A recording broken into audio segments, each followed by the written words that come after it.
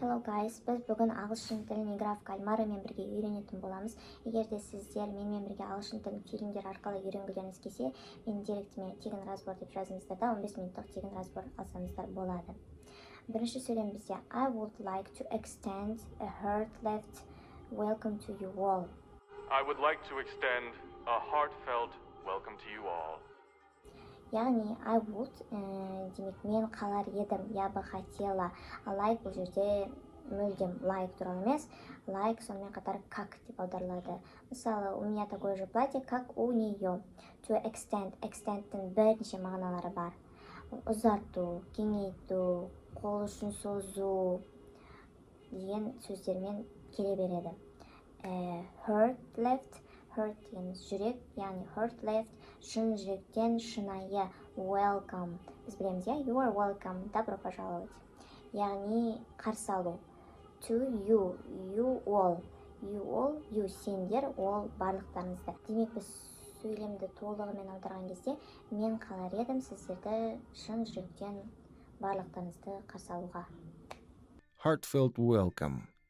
Прилагательное heartfelt означает искренний, прочувствованный, сердечный. Heartfelt часто используется со словами apology, sympathy, congratulations, как в следующих примерах. And that's why I would like to extend a sincere, heartfelt apology.